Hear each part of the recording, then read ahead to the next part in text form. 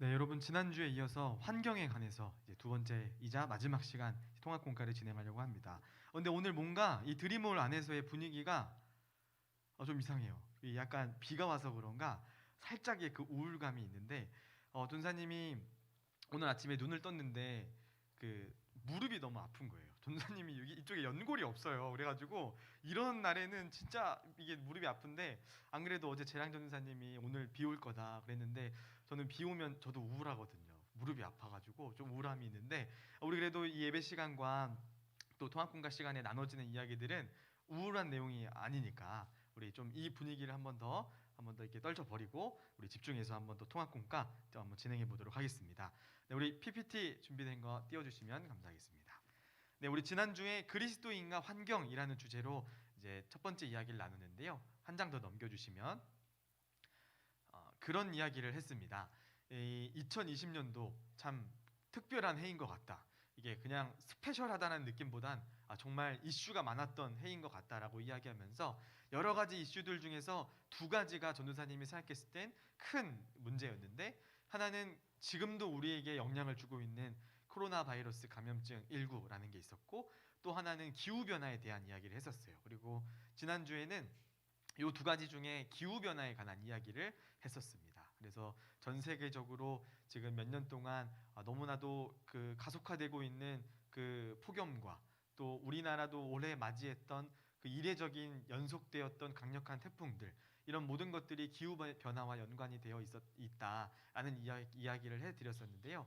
전사님이 지난주에 이제 통합공과가 끝나고 우리 두 분의 선생님께 연락을 받았어요. 근데 정말 제가 너무 그 민망할 정도로 환경 전문가로서 살아오셨던 두 분이 계시더라고요.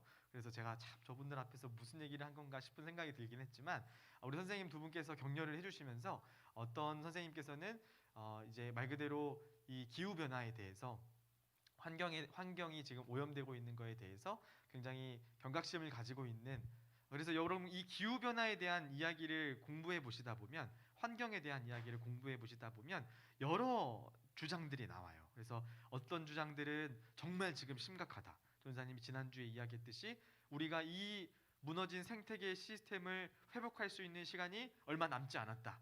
이거는 단순히 한 사람이 플라스틱을 덜 쓰고 이런 문제로서 힘을 모아서는 해결되지 않고 전 세계적으로 이제 국가적으로 대응해야 된다라는 주장들도 있고요. 또 어떤 주장들은 이거는 지구의 자연스러운 주기에 따른 변화다라고 하시는 주장들도 있어요. 그래서 사실 이 환경과 기후는 정치적으로도 예민할 수 있는 문제고, 또 경제적으로도 또 어떻게 보면 기업의 측면에서도 예민할 수 있는 문제여서 전도사님이 하는 역할은 여러분에게 그냥 작은 연못에 돌 하나 던져주는 그런 느낌입니다. 그래서 여러분이 이 통합 공과를 통해서 환경이라는 것의 주제를 갖고, 그리고 오늘 조금 이따 이야기 나누겠지만 환경이 그리스도인에게 왜 중요한지에 대해서 생각해보는 그런 의미로 전사님이 진행을 하는 거니까요.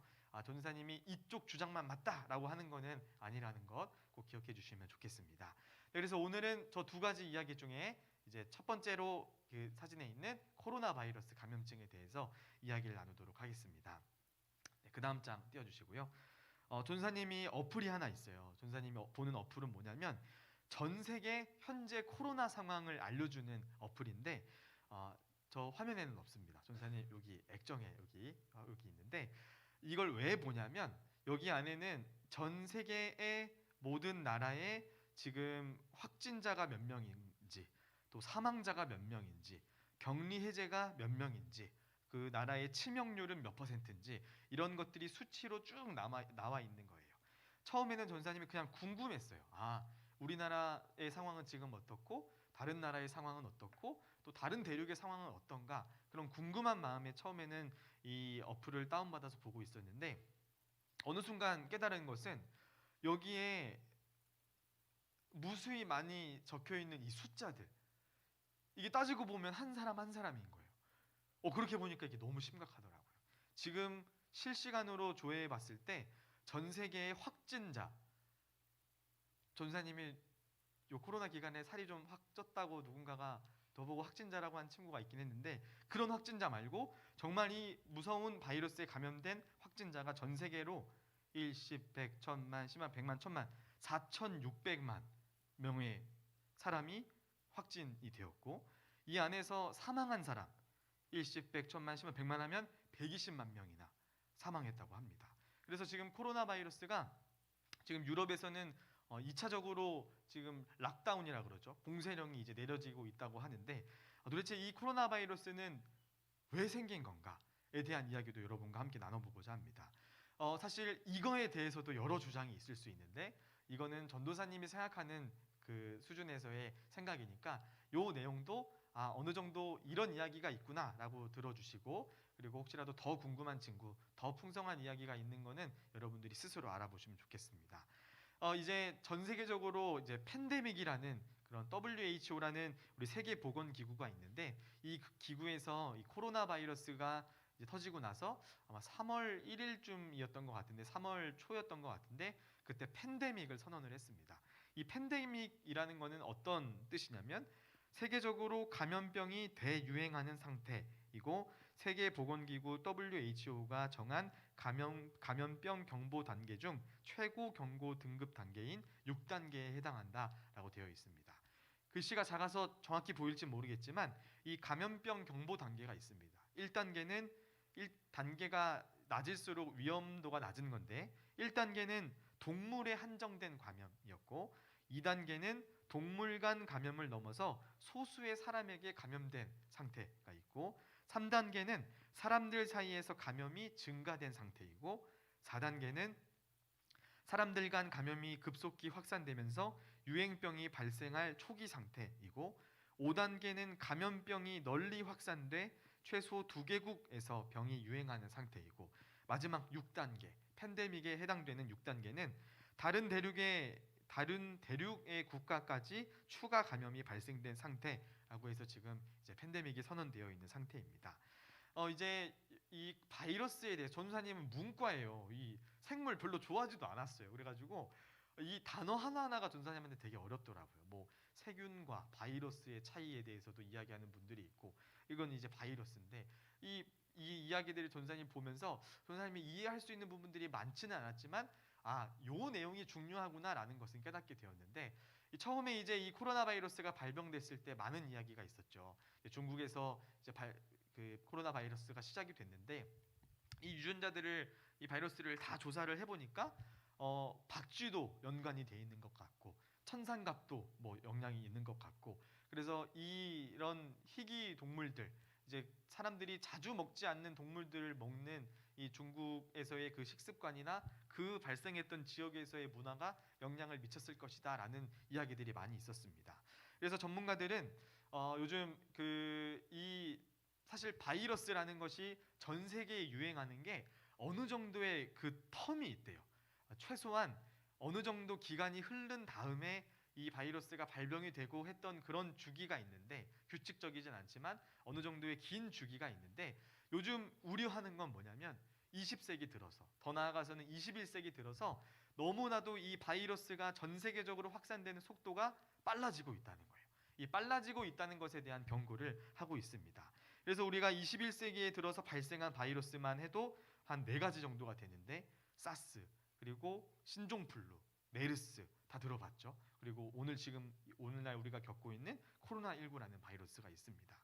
여러 가지 요인들이 있겠지만, 어떤 학자들은 왜 이렇게 20세기 들어서 21세기 들어서 이렇게 많은 바이러스들이 유행하고 발생되는 것일까라고 그 조사를 해보니까, 그 다음 장 한번 넘겨주시면, 첫 번째 문제는 일단 우리 인간들이 너무 욕심을 내서 이런 희귀한 동물들, 그동안 예를 들어서 우리가 돼지를 먹거나 소를 먹는 거는 우리 인류가 이 동물들을 먹어온 지는 오래됐잖아요. 오래됐다 보니까 이것들이 우리에게 미치는 영향이 조금씩 지금은 우리가 어떻게 보면 이것들을 먹어도 아무 문제가 없는 상태가 되었는데, 우리 인간의 욕심이 너무 끝에 달아서 저것도 먹어보고 싶고 이것도 먹어보고 싶고 저것의 맛은 어떨까 해서 무분별하게 여러 동물들을 먹고 있는 그것 때문에 또 이 바이러스의 주기가 짧아지는 그런 영향을 주고 있다라고 이야기를 하고 있고요.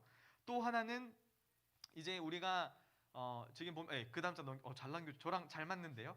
다 잘 넘겨주셨는데 지금 보면 한쪽에 이제 부엉이로 보이는 이 새가 있는데 새가 집을 잃었어요. 말 그대로 우리가 무분별한 개발을 하게 되면서 뭐 나무를 깎고 그러니까 어느 정도 우리 삶에 필요하잖아요. 뭐 이렇게 나무를 깎고 뭐 전기를 만들고 여러 가지 것들이 필요한데 무분별하게 개발을 시작을 하면서 이 동물들이 삶의 터전 예전에는 나는 여기 살면 저 동물들은 저쪽 멀리 있는 산 속에 살았는데 점점 그것들이 개발되기 시작하면서 이 동물과 우리 사이의 거리가 가까워지는 거예요. 그러면서 이제 거기서 오게 되는 또 바이러스 동물에게 있었던 바이러스가 우리에게 오는 경우도 생기는 것이 이 바이러스의 주기가 짧아지는 데 영향을 줬다고 이야기를 하고요. 그리고 더 나아가서는 이제 기후 변화로 인해서 지난주에 이 이야기는 하지 않았는데 이제 보통 그 동물들은 그 기후에 맞게 그 나라에 살고 있잖아요. 여러분 지금 드림몰 나가서 명동에 딱 한복판 나가면 기린이 서 있나요? 그렇지 않죠. 전사님이 아프리카를 한번 간 적이 있는데 아프리카 가서 굉장히 놀랐던 건 뭐였냐면 선교사님이 어디 갈 데가 있대요. 근데 우리가 사실 그 전사님은 탄자니아라는 곳에 갔는데 그 탄자니아는 그 이렇게 관광지가 많이 발달이 돼 있어서 발전이 되어 있어서 이제 비싼 돈을 주면 그 여러분 에버랜드나 이런 데 사파리 같은 거 있잖아요. 차를 타고 동물들이 사는 지역에 들어가면 그동안 볼 수 없었던 그런 뭐 기린, 코끼리, 사자 이런 그 동물들을 가까이서 볼 수 있는 게 있는데 선교사님이 돈이 없으니까 나만 아는 길로 인도해 주겠다 하고는 저를 이제 태우고는 같이 선교사님이랑 골목 해가지고 어딜 갔어요. 갔더니 물론 그게 막 뭐 이렇게 관리가 안 되어 있는 곳은 아닙니다. 근데 다만 돈을 내는 곳은 아니었어요. 그래서 여기는 운이 좋으면 도로에서 기린을 볼 수 있다라고 하시는 거예요. 그래서 기도를 많이 하래요. 그래서 엄청 기도했어요. 막 20살 백현준이 막 하나님 저 그때 연천 살았거든요. 연천 사는데 기린 한 번만 보고 싶습니다. 하면서 이제 가는데 진짜 갑자기 선교사님이 딱 차를 멈췄는데 기린이 도로 앞에 서 있는 거예요. 얼마나 놀라워요. 근데 문제는 이 기린들이 그만큼 우리 인간과 사는 곳이 달라서 여기도 이제 기린이 있는데 그 동물들이 인간과 사는 곳이 달라서 서로에게 영향을 미치지 않았는데 이 무분별한 개발이 이루어지면서 이 동물과 우리 사이의 거리가 가까워진 것 그리고 기후 변화에 따라서 더 이상 그 지역에서 살 수가 없고 다른 지역에 살게 되면서 동물들이 이동하고 이런 과정 가운데서 오는 동물에게서 사람에게로 전해오는 그 치명적인 바이러스들이 많이 생기고 있다라고 이제 전문가들은 이야기를 하고 있습니다. 자, 근데 이제 이 사진에서 여러분과 함께 나누고 싶은 건 뭐냐면 우리가 삶 가운데 편리한 거 너무 좋습니다. 과학이 발달되는 거 너무 좋고 맛있는 거 먹는다는 거 정말 중요한 의미를 가지고 있습니다. 그런데 그 정도가 지나치면 이게 동물에게만 피해를 주는 것이 아니라 우리에게도 피해를 주는 것 같아요. 그리고 사실 정사님은 이 기후 변화와 또 환경에 대한 또 이런 바이러스에 대한 이야기를 보면서 어떤 생각이 드냐면 이 제어할 수 없는 인간의 본능, 이 욕망, 이 안에는 우리가 성경에서 이야기하고 있는 그 이기심, 죄랑 무조건 연관이 있겠구나. 그래서 우리 그리스도인들이 조금 뒤에 이제 나눌 이야기도 있겠지만 결국 이 기후 변화와 이 환경에 대한 문제는 죄와 밀접한 연관이 있기 때문에 우리 그리스도인들이 관심을 가질 수밖에 없고 그리고 이 지구상에서 같이 살아가는 사람으로서 이 무분별하게 개발되고 무분별하게 파괴되어져 가는 이 환경 가운데 그리스도인으로서 목소리를 내야 될 책임이 있구나라는 생각을 하게 되었습니다. 자, 그리고 우리가 더 중요한 게 있습니다. 도대체 왜 그리스도인이 이 통합공과의 주제가 그리스도인과 환경이잖아요. 도대체 왜 그리스도인이 환경에 관심을 가져야 될까? 우리가 그냥 같은 지구상에 살아가는 사람인 것밖에 없을까라고 생각할 수 있겠지만 그 다음 장을 넘겨주시면 우리가 그리스도인이 환경에 관심을 가져야 되는 이유는 저 사진은 전사님이 창조주 하나님 크리에이터 갓이라고 검색을 했더니 그나마 이 사진이 전사님은 와닿았는데 우리가 환경에 관심을 가져야 되는 이유는 뭐냐면 이 세상을 지으신 분이 하나님이시기 때문입니다. 사실은 이것이 가장 간단한 진리입니다. 그 다음 장을 넘겨주시면 전사님이 제목 아래에 사실 이 통합공과에 대한 주제를 넣어놨었어요. 여기 이 동그란 뭔가 지구를 감싸고 있는 사람 아래에 이 문구를 보시면 창세기 1장 1절의 말씀이 있습니다. 태초에 하나님이 천지를 창조하시니라. 그리고 우리가 오늘도 사도신경을 고백하면서 이야기했지만 나는 전능하신 아버지 하나님 천지의 창조주를 믿습니다. 그리고 오늘 우리가 찬양 주님을 바라보는 자에서 또 온 세상 창조주에서도 함께 찬양했던 것처럼 우리가 믿는 하나님이 바로 이 세상을 지은 창조주 하나님이시기 때문에, 그리고 한 장을 더 넘겨주시면 창세기 이제 1장에 보면 창조에 대한 이야기가 나오잖아요. 하나님께서 이 세상을 만드시고 그 다음에 우리 인간을 만드시고 우리 인간에게 굉장히 특별한 임무를 맡기십니다. 우리 한번 1장 27절에서 28절을 함께 읽어보도록 하겠습니다. 시작. 하나님이 자기 형상 곧 하나님의 형상대로 사람을 창조하시되 남자와 여자를 창조하시고 하나님이 그들에게 복을 주시며 하나님이 그들에게 이르시되 생육하고 번성하여 땅에 충만하라. 땅을 정복하라. 바다의 물고기와 하늘의 새와 땅에 움직이는 모든 생물을 다스리라 하시니라. 아멘. 네, 우리가 믿는 하나님께서 이 세상을 창조하셨고 이 세상을 돌볼, 이 세상을 지킬 그 책임을 우리 인간들에게 맡기셨습니다. 자, 그런데 이 창세기 1장 27절에서 28절에 나오는 이 모든 생물을 다스리라, 생육하고 번성하라, 땅을 정복하라, 이런 정복이라는 단어, 또 다스리라는 단어가 예전에는 지배라는 의미로 더 가깝게 사용되어 왔던 것 같아요. 그런데 사실 우리가 성경을 더 읽어갈수록 우리의 신앙이 더욱더 깊어지고 우리의 신학이 더욱더 풍성해질수록 이 하나님께서 우리에게 명령하신 건, 야, 너가 저거 마음대로 해, 너가 마음껏 지배해, 너가 갖고 싶은 대로 취하고 너가 사용하고 싶은 대로 사용해 라는 의미로 이것들을 정복하라, 다스리라 라고 이야기하신 게 아니라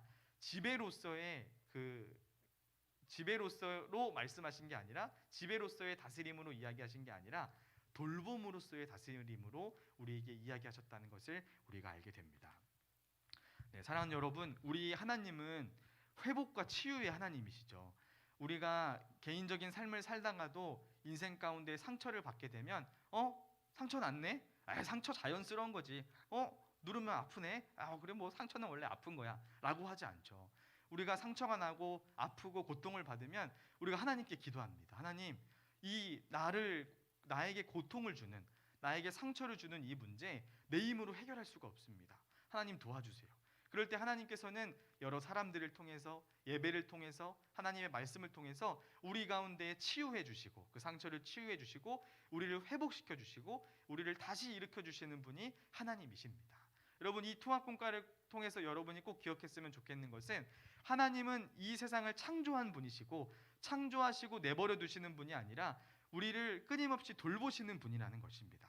그래서 여러분이 앞으로 이 통합공과를 마친 이후에 가지었으면 하는 마음은, 지금 환경이 파괴되고 있다, 일단 파괴되고 있는 건지 아니면 자연스러운 건지 그건 여러분이 공부해서 결론을 내리세요.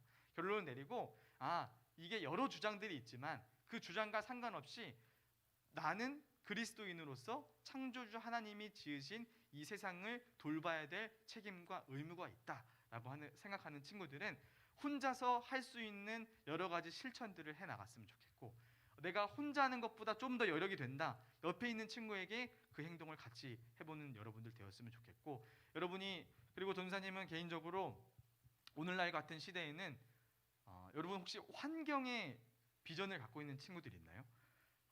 환경의 비전을 갖고 있는 친구들도 생겨났으면 좋겠어요. 그래서 전사님한테 그 친구가 이렇게 통합공과를 해주는 날을 전사님 기대하고 있겠습니다.